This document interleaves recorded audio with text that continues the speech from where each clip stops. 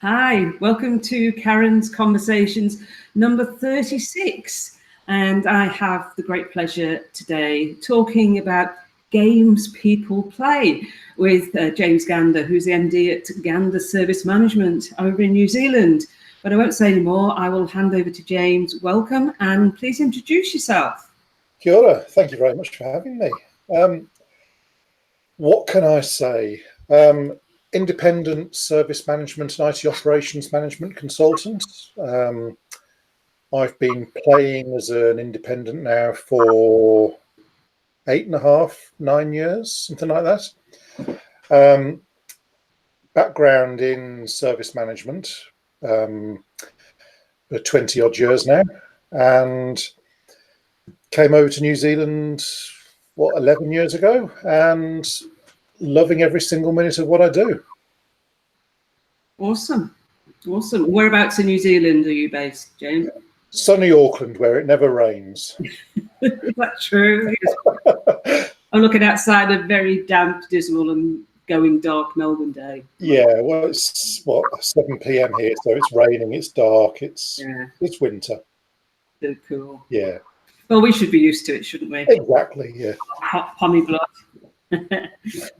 So, talking about games people play, and those sort of games, we're talking about the experiential learning and simulations, and this is something you've got into, I guess, in sort of recent-ish year. Yeah. So, describe to the to those who don't know, what is a simulation? It's something that people in IT would probably hate doing. It's role playing. It's being involved. And we all know that most people in IT, unless they're playing Dungeons and Dragons, don't like doing things with other people. But they are awesome ways to get to experience new ways of thinking and working in a safe environment. Or, as I found recently working with a customer, how to reinforce how you think you should be working and identifying where maybe you've forgotten some of the key things that your team or organization are expecting of you. So it's messing around for a day, really, but learning while you're doing it and having a great time, and it's a safe environment. Yeah. And why do you think, you sort of touched on it, why should people consider simulations? If I'm looking at a training course, perhaps in ITIL or DevOps, and I'm looking at the classroom options, and there's lots of them out there, why would I look at a simulation? What would be the benefits to me? Well, first of all, I wouldn't tell you to not go on a training course. Training courses are great to give you the information that you need to be able to understand about that way of working, whether it's ITIL or DevOps or SIAM or COBIT or whatever it might be, cloud computing. Training courses are great. They give you the knowledge to be able to understand more about that practice. But the simulations, and I have to admit, I was never a fan of them until the Phoenix Project one came along, and I saw that, and our eyes met across a crowded room, and I fell in love. But they help you understand how to use that knowledge and how to think the way that the training courses are trying to get across to you. So, for example, the ITIL 4 Foundation, awesome version of ITIL, best one I think that's been around since version 2. Nothing wrong with 3 in 2011, but they were small incremental updates on version 2, whereas 4 is more up to date. Mm-hmm. And I've done the training course. It's great. It tells you what you need to understand about ITIL 4, but it doesn't tell you how to put it into practice. Whereas if you do something like a simulation, that helps you take that learning and use it in an almost real world environment, so that you get little light bulbs popping up over people's heads where they go, I've got it. I understand now how I'm meant to do that in my day-to-day job. So it's just a great way of putting into practice the things that you've learned. So they enhance a training course rather than replacing it. Yeah, so it'll augment the experience. As Yeah, augmented reality. Everybody should have a headset while they're doing it. And I think it is a great idea because, you know, I've done the ITIL 4 stuff as well, and there's a lot of, you know, it's a lot of theory for foundation. It has to be, you know, it's different from the early days of 1 and 2 where it was a little bit more practical, but yeah, you know, you're conveying a lot of theory and some of the practices in ITIL 4. So it is good then to go and say, well, now if I go and dabble with that, what does it actually look like in like a real world scenario? But like you said at the beginning, it's a safe environment to do it in. So it's okay to get it wrong. You know, no one's going to die, hopefully. No, exactly.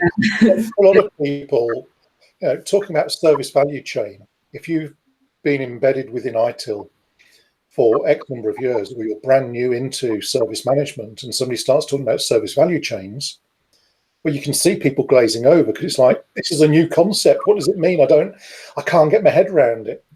Whereas if you can start drawing it up on a whiteboard as you're in a situation, people suddenly go, got it.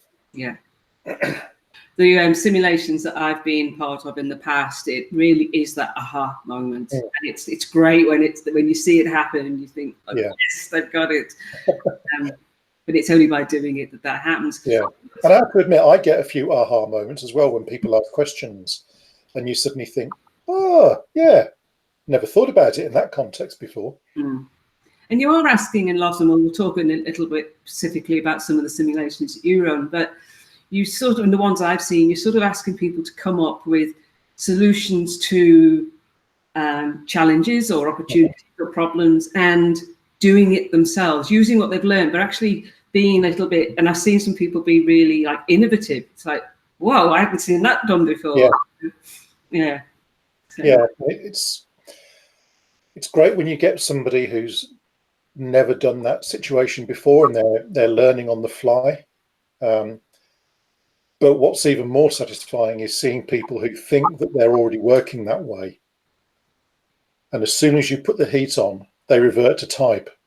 And they forget everything that they were meant to have been doing, and they go back to how they were on day one of working in IT or working in service management. It's quite eye-opening, really. Yeah, absolutely. So is it for everybody? Do you have any more people who have been booked on a simulation who struggle with the concept, or always in the first round, people can't get their head around what's meant to be happening. But what I've come to experience is that it is for everyone. So the two simulations that I do, Phoenix Project and the Marslander one, and there are many others out there, but these are both from Gaming Works, and they've got a multitude of other ones as well. You can have non-IT people on them while the simulation itself is IT focused. The Phoenix Project, I ran it with a customer, and they had their business partners for the different teams on the simulations as well. And they all got a lot out of it. The HR department wanted to talk about running it completely non-IT related. And the Marslander one, we had, that was actually an HR person as well, came along to fill an empty seat because somebody had not been able to make it on the day. And hearing their discussion points around how things were done or why things were done a particular way, makes you realize that while we have all these silos and departments within organizations, a lot of people are already thinking the same way, but just with a different vision or a different focus. So if you go and talk to somebody in HR and start talking about value streams, they'll just, what? But if you can show them what it is you're talking about, then they start going, but surely you'd want to gather this information as well. Yes. So it is for everybody. Yeah. It's been an eye-opener for me because I didn't think it would work quite so well. And I know Gaming Works were looking at making a business-focused version of one of them, but I don't think that's quite so needed. I remember a number of years ago, well before ITIL 4, I was party to an ITIL one. And this organisation they did 2 sessions, 2 days, and they had the IT people on, selection of them, and then the other half was the business. So they mixed it up, and they had business people playing the role of the service desk and the role of a technician and the role of change management. And they were all having this aha moment about all the business people. That's what you do. Yes. Now, and it became this collaboration and cohesion and a mutual understanding. Yeah, that's how I do it when I do the Phoenix project as well. Yeah, I put technical people into business roles, business people in technical roles. If somebody is more technical, I put them into a slightly different technical role if I can't mix them up enough. And it does help with the communication, because they all start to go, now I understand why you keep asking for this, or why you say that kind of thing, because I'm being you now, and I get it. Yeah, absolutely. It's powerful stuff. It really is. So you've mentioned you've got two simulations, Phoenix Project and March. So tell us a bit about the Phoenix Project first up. Yeah. So it's based on the book that was written by Jean Kim and 2 others. So if you're listening, sorry guys, I can't remember who you are. I could go and get the book. Bear and George Spafford. Hold on. Yes. And it's a parts company where they've got a project or a program of work to try and turn around the company. IT, of course, are the ones who haven't been able to deliver the project, so it's all IT's fault, and the company's going down the pan. So the CEO fires the CIO, because why wouldn't you? Fires the IT operations manager, because of course you've got to blame somebody. It's never the person who's accountable that's at fault. And they bring in a new IT operations manager, and you go through a whole load of hassle, but in the end it all works out wonderfully. And the simulation is based on that. So you've got 11 people all taking a role from the book, and over the course of 4 rounds, it's a full day. They have to deliver project pieces of work. They have to handle customer feedback. They have to handle incidents and problems. So it's all about getting the collaboration between the different teams, because it's DevOps focused. So DevOps being complete end-to-end, enterprise-wide. So it's getting the business people, the IT people collaborating and communicating within the different teams, doing the same thing. And also understanding the flow of work and how they can balance their planned and unplanned work so that they can be more effective. And after each round, we do a bit of a reflection and a retrospective, to see what worked well, what needs to change. As the facilitator, I'll ask some leading questions and then help them if they're struggling to get their head around certain concepts. And at the end of it, I don't think... No, I've had one where we did quite a bell curve of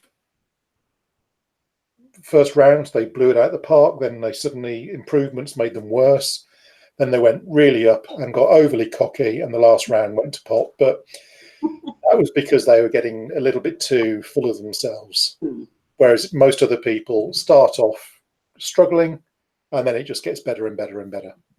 And it's great fun, because they're experiencing how the principles of DevOps can be used in any environment, whether it's a business-focused role or an IT role or an IT operations role or a development role, and how you can use those principles to basically the CALMS ones of collaboration, automation, lean thinking, measurements and sharing, to really drive improvements. And while it's realistic-ish, it's not a real-world experience, because you know how much effort particular projects are going to take, and if only that was the case in real world. Excuse me, my voice is going. Absolutely. And from the Phoenix Project simulation of what are some of the, would you say, you've touched on lots of things that they do and pick up. What would be the sort of key learning most people go away with? A key one that I keep seeing people talking about, and first time anybody picked it out in particular was the CIO of a university who ran this across the whole of their IT department as they were going through a transformation program. So 96 people over several months all had the same simulation. And CIO was a tester on one of these. And at the end of it, he went, "We're always planning the work, but we never prepare for how we're going to deliver it." And since he put it like that, every other simulation I've run, I've picked up on the fact that people are saying that, maybe not quite so clearly, but everybody pulls up on that, in IT, we jump straight into doing. And if we think we're good, we'll plan. So what do I need to do? Right, now I know, I'm going to go and do it. But we very rarely prepare for how do we need to do these things? Who needs to be involved? How are we going to share the work? How are we going to work out who needs to be involved? All these things. And that's one of the recurring findings that I see. Interesting. Sounds a bit like organisational change management, James. Yeah, do you know anybody who can do that? Nearby, no. Give me a call. We need a simulation on organisational change as well. Yes, because as I'm going through your book, I think that'd be a great one for a simulation. Yeah, I'll have to have a word with Jan. Yeah. Yeah. Well, Paul, that's right. So tell us a bit about Mars Lander, which is the other simulation you offer. Yeah, so this is, again, it's another simulation delivered by Gaming Works or produced by Gaming Works. And this is very realistic. You work for a space organization, you're collecting data on your rocket trip to Mars, and when you land on Mars, you're gathering data from the planet. Something that we do every day in real life. Real life simulation. Yeah. And everybody's got a role in the organization, whether it's customer as in external focusing, because we're selling the data to research centers, or whether it's internal within the IT, and you've got flight command and all these people and sales director. Where it does get realistic, though, is that not all the projects were finished before they had to go live. And because you can use communication channels, fixes can be put to the rocket while it's in flight. So, of course, sales director has said, well, I've sold all this. You've got to go on this day. IT, that's your problem. Something that we all hear about every time any project goes live. And so, again, the team have to handle incidents, events through monitoring, customer feedback, new requirements, problems that the technical team were aware of before it went live, emerging technology, and the service manager has some service improvements that, because in real life, service improvements are always the thing that get forgotten about because, well, we haven't got time for that. But this highlights how, by doing improvements, you can reduce the noise of issues happening because proactive problem management in a way. Yeah, absolutely. And so, again, it's just a great way of people experiencing how to use all the things that you should be doing, and what the benefits of doing them there are. And because it's so tightly aligned with ITIL 4 as well, those who've been on the foundation training can hopefully take what they've learned and put it into practice. Although, as I found on one recently, and as Paul Wilkinson has blogged about very recently as well, people come out the training course going, I've got the certificate, and everything's falling out their ears. You say, well, what are the guiding principles of ITIL? And they are so important, not just to the practitioner one that was released, what, a year or so ago? Yeah. But ITIL 4 as well. So whoever came up with those and was on the author's team of that should be proud of themselves, because they are key to everything that we do now within service management. Yeah, I'd actually, yeah. So I was on the practitioner's architect team. Oh, were you? Yes. And it was a great experience, actually. But yeah, I love those guiding principles when we came up with those. And the challenge was, we could have had a list of God knows, and getting it down to 9 and now 7. It was pretty hard. But yeah. It's they're good ones to live by, I think. They are. So tell us a bit more about what goes on at Gander Consulting, in addition to the simulations. Well, I'm a consultant. I'll do anything. My background is service management and IT operations, so that's really where my heart lies. But a few years ago, I started getting into the DevOps realm as well, because I could see, after talking to Rob England, how that was going to be pushing the boundaries of how we all think and work. So a lot of what I do now is helping teams or organizations to understand how they can deliver greater value through service management practices, whether it's ITIL or Verisum or whatever it might be, and using the DevOps principles as well to drive improvements within the IT operations area.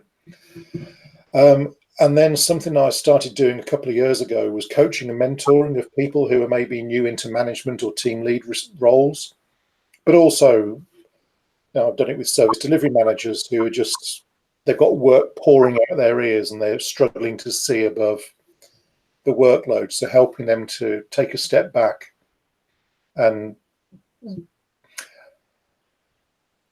I suppose, like the principles talk about, start where you are, understand what's going on and what the priorities are, where's the value, what can you maybe cut out, and just working with people. And that is so satisfying, because you see people who have that look of a rabbit in the headlights when you first meet.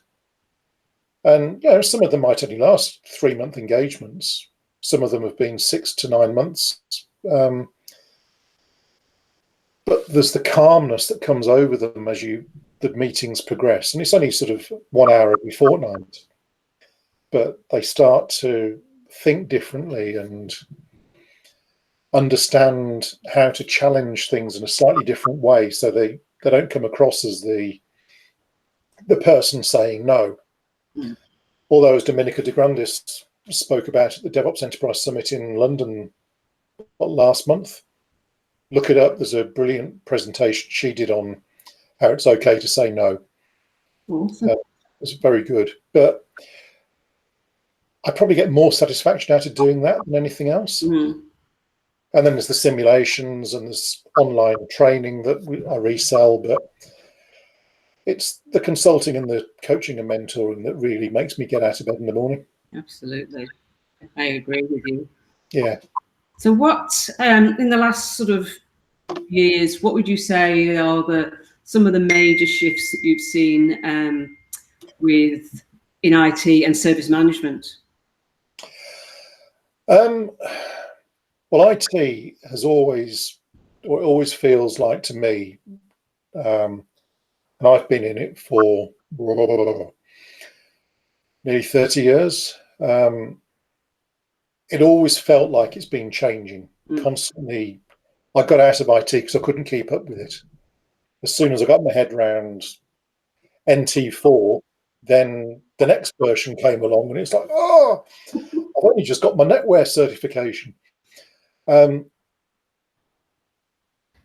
it's feeling a little bit like that now with the service management, not necessarily core, but everything around the periphery, how we're getting more and more published ways of thinking and working, which is really exciting because it stops you getting boring and always thinking the same way. But if you think in the last year, we've had almost a complete refresh of ITIL. We had the practitioner just over a year ago. We've got a new version of COBIT, not long after COBIT 5.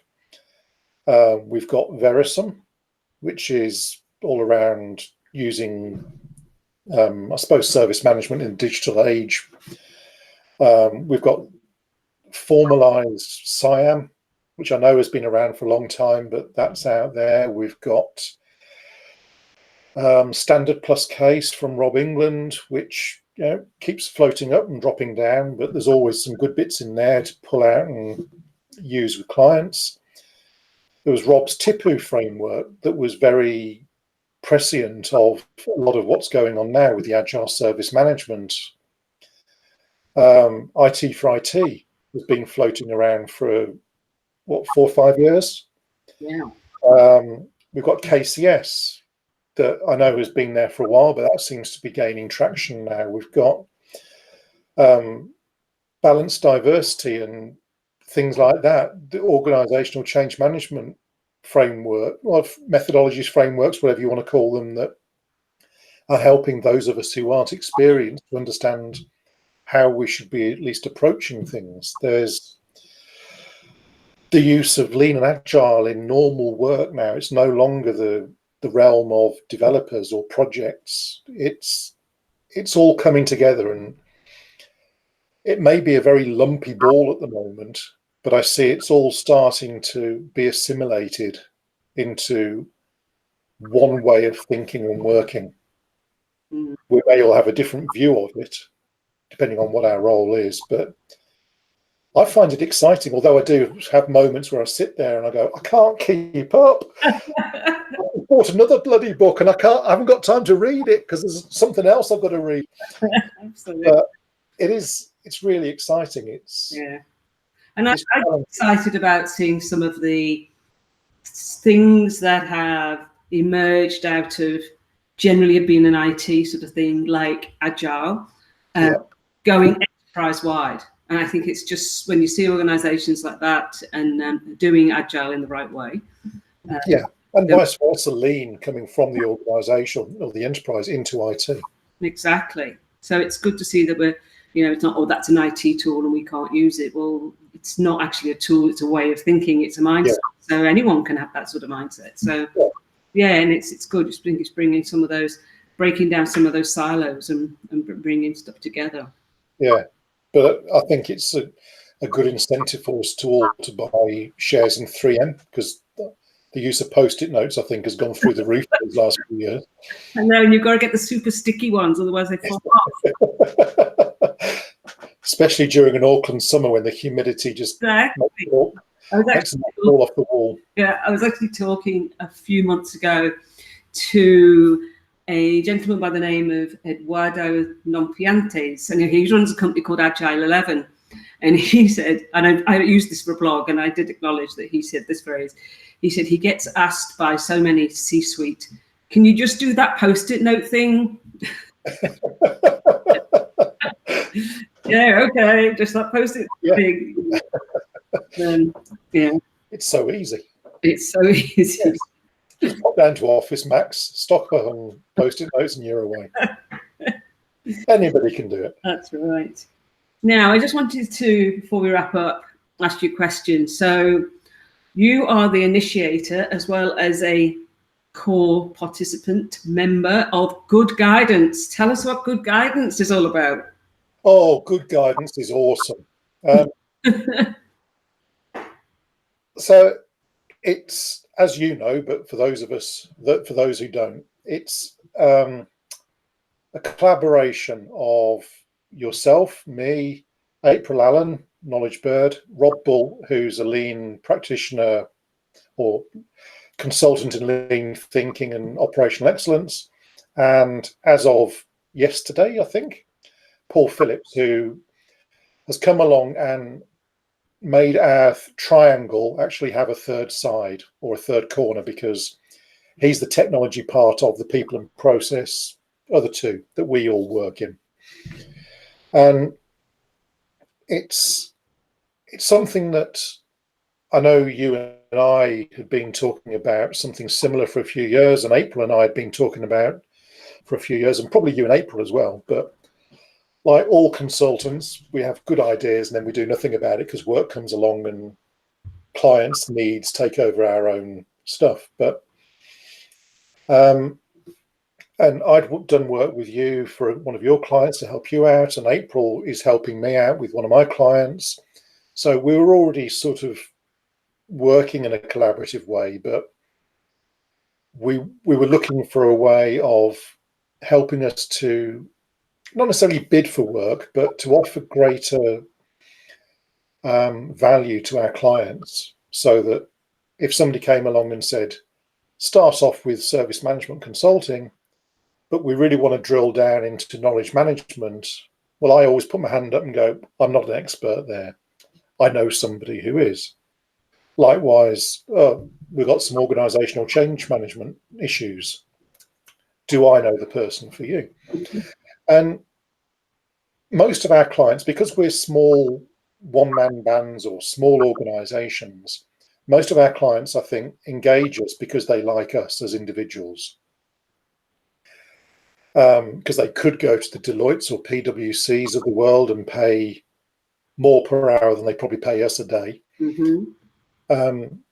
But I don't look good in a suit with a trolley bag. And so if they trust us enough to engage us for something that might be a few weeks or it could be a few months, and we trust somebody else to enhance that engagement, then I think the client trusts us as well. So it works to everybody's favour, and they've only got the one invoice to worry about because we can do it through ourselves. And so having the Good Guidance collective come together means that we can not only enhance what we're delivering for existing customers, but we can start going out there to people we probably couldn't talk to before and just say, we as a group can help you in this whole area. And if we can't help you with a particular thing, between us, we probably know somebody who can. Absolutely. So it started out, I suppose, a little bit selfish way, but it's come together as a way of us being able to help our clients further. And it seems to be going great guns. I mean, absolutely. There was a lot of interest at the Service Management Conference in Wellington last month. Certainly one. Paul Phillips wanting to be part of it as well, because he can see how it can help grow things for all of us. Yeah.